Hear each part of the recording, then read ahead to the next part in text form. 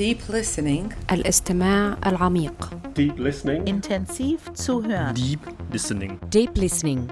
深度聆听. Deep listening. Impact beyond words. I often use the analogy back to the funeral director world. So many people come in to me and would say, I just want to put mum in a cardboard box.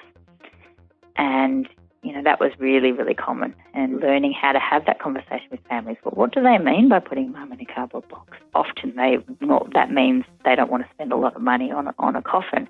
The company I worked for, they had a range of cardboard boxes which actually cost more than the hardwood coffins. So, finding out, was it an environmental reason that they wanted to put, their mother in a cardboard box? And just having that conversation, I thought that was another example of listening and working out, what are people's reasons, behind what they're saying, and is what they're saying what you think they mean. In this episode of Deep Listening, Impact Beyond Words, we speak to Bronwyn, who deals with conversations at the end of people's lives. Bronwyn works in the funeral industry, and in this episode, listen out for the extraordinary empathy, lack of assumptions, and absolute presence that Bronwyn displays when she's in dialogue with people discussing how to treat their loved ones when they've passed on. I wasn't sure what to expect, but what I found was it's probably one of the most transformational interviews I've ever been part of. Let's listen in for Bronwyn. Please explain to the audience what a family advisor does. I work at a crematorium and cemetery. I meet with families that have had their loved ones cremated here, and I have conversations with them about what they would like to do with their loved ones' ashes. So some people choose to collect the ashes and either keep them at home for a period of time. They might like to put them in an urn on the mantelpiece. They might like to put them in some jewellery, or there are other kind of keepsake options that families choose from. Other people like to take the ashes out to sea, or spread them off a mountaintop, or there's lots of different ways that people go about that. And some families choose to memorialise here in the park where I work. So that might be in a brick wall niche or in a family garden. There's lots of different memorial options for people. But I guess what I enjoy about my job and what I find gives me satisfaction is just creating space for people to consider what they'd like to do and give them the time to know the options, because until you're in that situation, you don't know what is available to you. Before I did my current job, I was a funeral director. A lot of people would say to me, how do you do that? And I used to say, well, I can sit in a room with someone and just be so grateful that I'm not in the shitty spot that they're in right then and there. Because I genuinely know how horrible it is to be in that physical pain and that depth of sadness that losing a loved one creates. And, when I'm in a room with someone that's then in that spot right then and there, I can just be present with them and be grateful that I'm not there now. Where did your story start? I was born in Melbourne. I was the second of 4 children. So a big sister, a little sister, me, and my brother Steve. Steve's no longer with us. He died from suicide when he was 15 and I was 17. When I was in year 8, I got diagnosed with ovarian cancer. So while that, was a challenge in itself, it also allowed me to step outside of the normal schooling system. And I ended up at alternative schools for year 9 and 10 and completed my Victorian Certificate of Education, so my final 2 years of schooling at Box Hill TAFE. And that allowed me to kind of enter the workforce started working full-time at 17 and was doing my final BCE subjects at TAFE during evening classes. So I guess having cancer as an adolescent, it was life-changing. I think I was probably a pretty mature kid from the start, but that time away from mainstream school in the hospital environment and having to, relate to nurses and deal with people that were, older than my peer group, meant that it was an avenue for me away from the mainstream schooling, and I think I thrived off not having to conform and follow the standard steps of the education system. I think I would have found that a challenge, and having cancer created another alternative pathway for me. And was it at that point in time that you intersected with Make-A-Wish Foundation?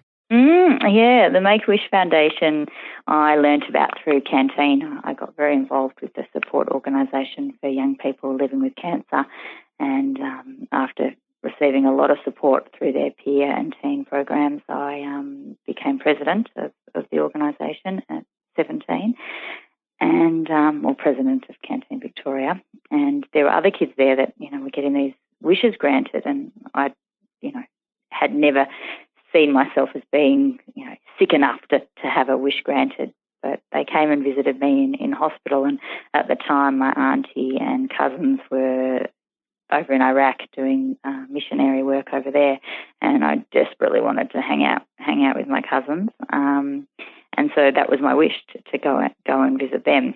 And I remember the Make-A-Wish Foundation saying, "There's no way we're sending a kid that's having chemotherapy treatment over to Iraq." And I just said, "That's cool, no dramas, that's fine." And they said, "Oh, don't you want to go to Disneyland, or don't you want a new bedroom suite, or other popular childhood or other popular wishes that other people had granted?" And I said, "No, I want to see my cousins, and that's cool if we can't do that, but that's what I really, really wanted." So the plan came to meet my cousins in Switzerland. There was an annual conference that they attended every year, and that all came to happen. So off to Switzerland I went. My whole family got to come with me, and that was just an incredible opportunity. Deep listening. הקשבה עמוקה. L'écoute profonde. Deep listening.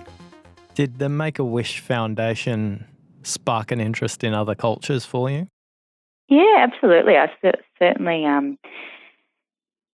really wanted to explore the world around me, and had thought India would be an awesome destination. I'm still yet to go there, but I was working at McDonald's as a teenager and heard on the radio that the Millennium Expedition for Young Australians were taking a group of 100 people to Nepal for an expedition, and Triple J just had it advertised all the time. So I made inquiries, and you had to be 18, and this was one of the occasions that I called on the cancer card and put together an application asking if I could go. So everyone that went, they selected 100 young Australians. So the application submitted was something that everyone had to do.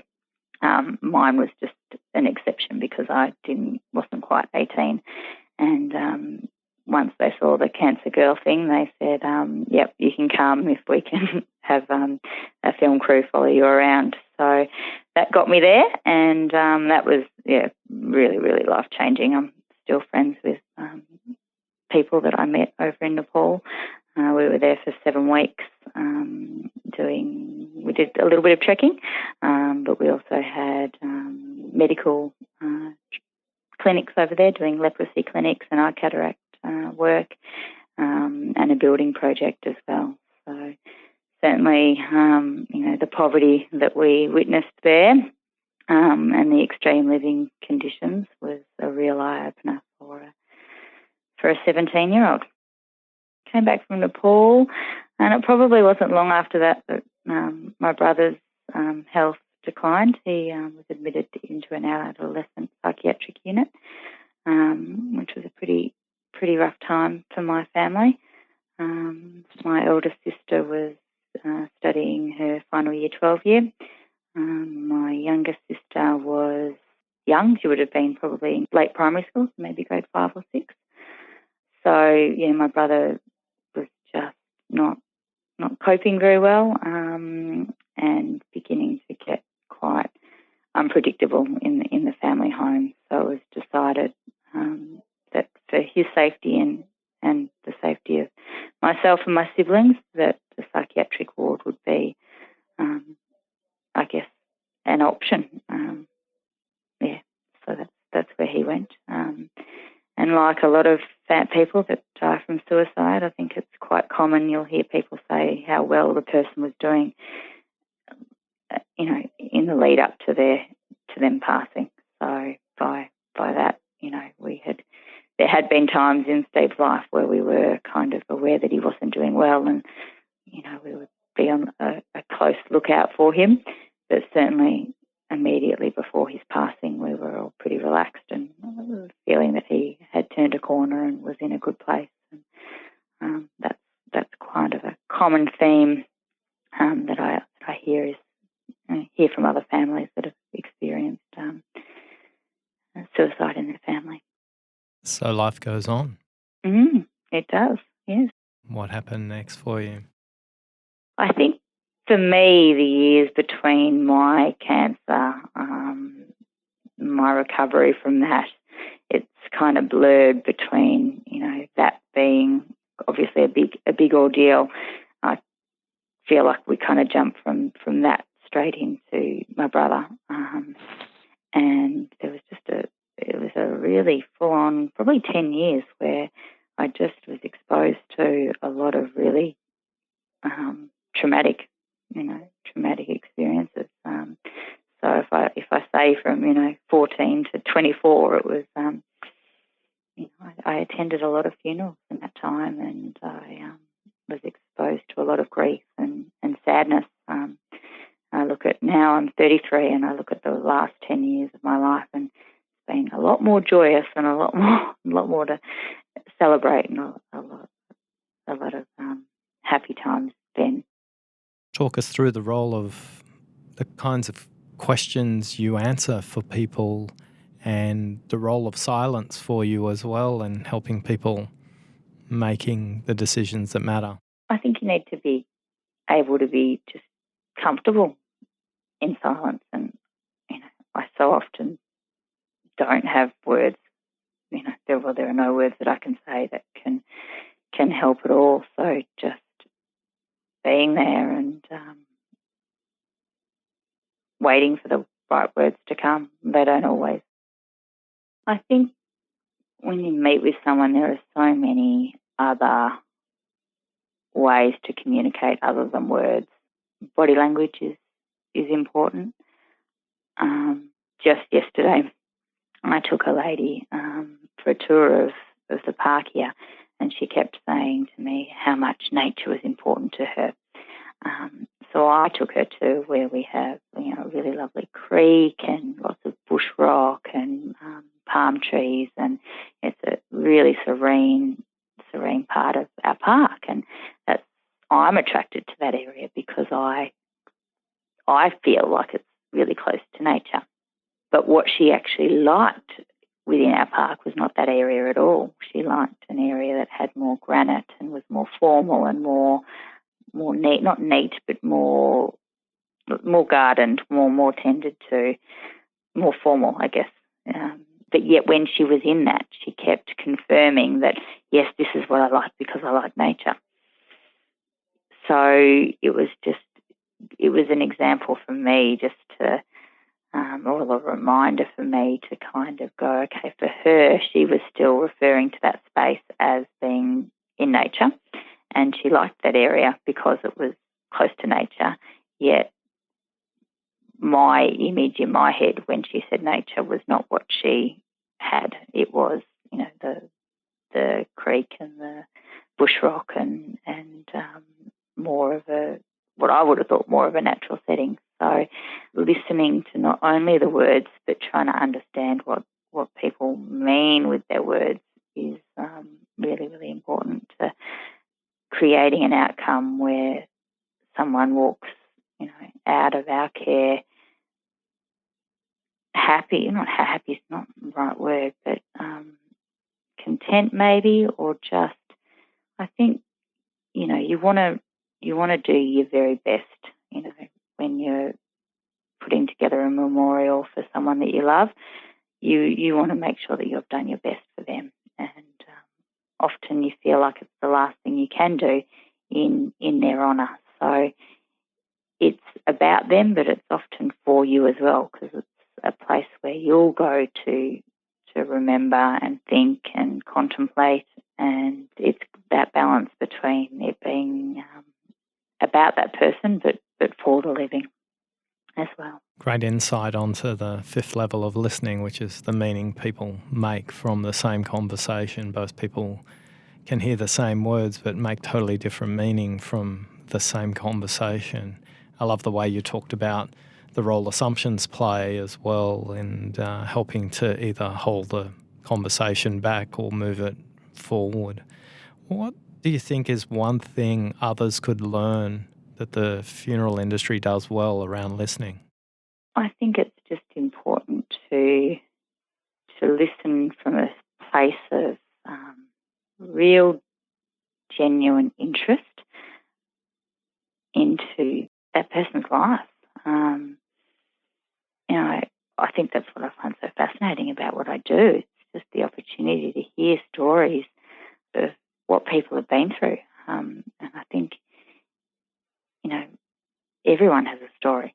Everyone has a story. And I just find that really, really interesting, looking at someone that's, past 100, that's lived through 2 world wars, and,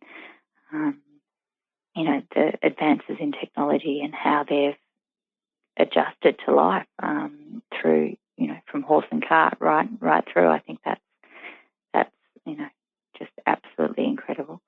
But yeah, there's no two people the same. There's no two families the same. And I think in my role as a funeral director, it was just an absolute privilege just to be witness and be part of families' lives at a time of huge significance, really.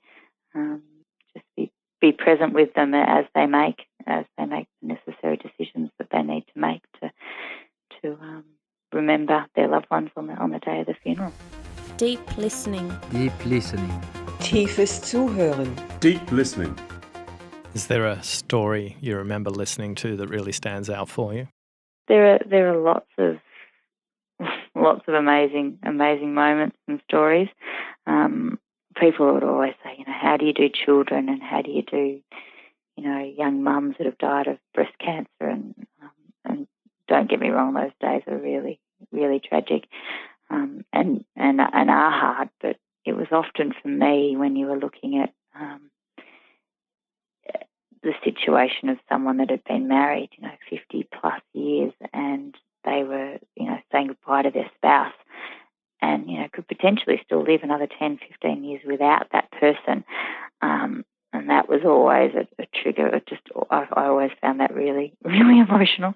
I think on the days where you did have a large number of people that tend to come to younger people's funerals, you're so occupied with the task at hand of conducting the funeral. Often it was the days where you, have a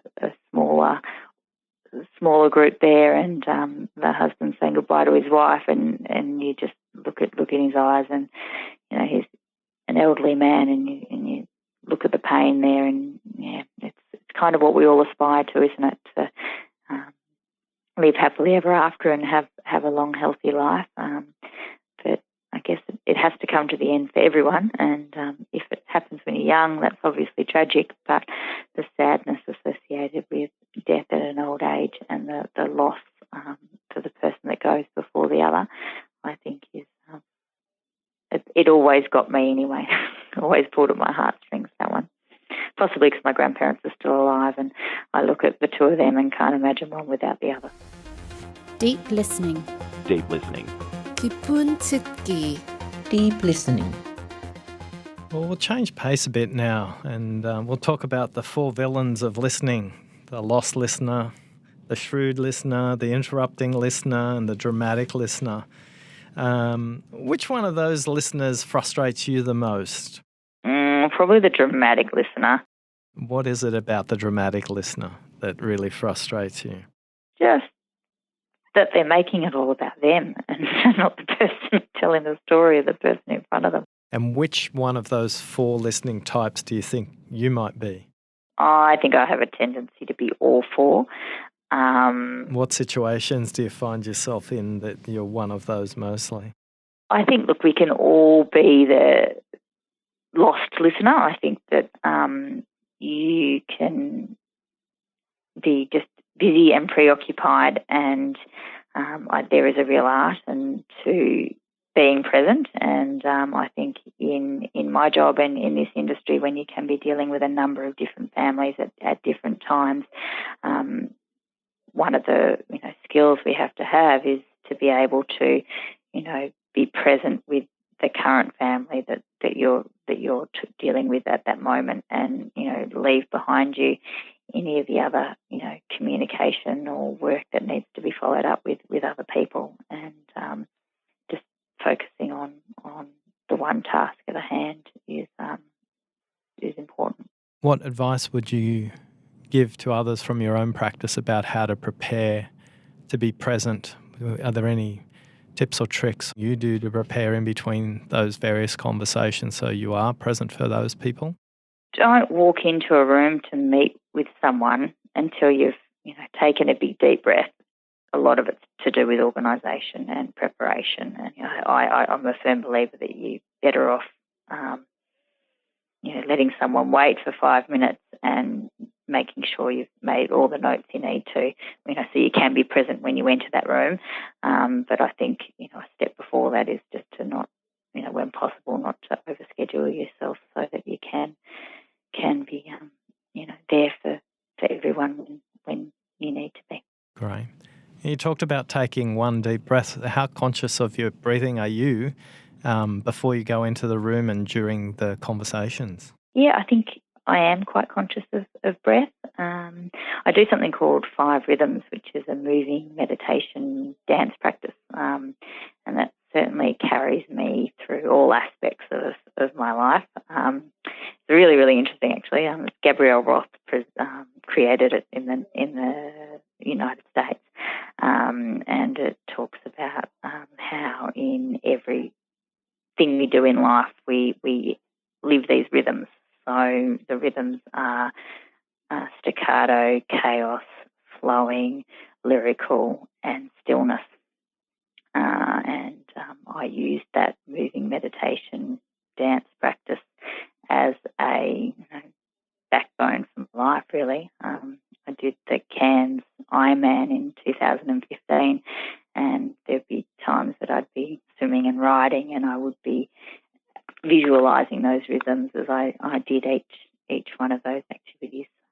And on race day, I would tap into, chaos, or tap into staccato, which is, very regimented. If I was to say, what question haven't I asked you about listening from your background that you think others would benefit from, what would that be? I often use the analogy back to the funeral director world is that, so many people come in to me and would say, I just want to put mum in a cardboard box. And, that was really, really common. And learning how to have that conversation with families. Well, what do they mean by putting mum in a cardboard box? Often that means they don't want to spend a lot of money on a coffin. The company I worked for, they had a range of cardboard boxes which actually cost more than the hardwood coffins. So, finding out, was it an environmental reason that they wanted to put, their mother in a cardboard box? And just having that conversation, I thought that was another example of listening and working out, what are people's reasons, behind what they're saying, and is what they're saying what you think they mean. I think listening is just remember that it's not about you, that it's all about the other person. And there are so many different ways to build rapport and gauge connection. And I think when you can still the mind and drop the assumptions and just check in to the space and just be really present and available to the other person, you just never know what you're going to learn about them. And I think if that's the starting point of, where you base your connection from, with an open mind and an openness to just see where it goes and, what you can find out and learn from another person, regardless of their age or their belief or their, whatever their background.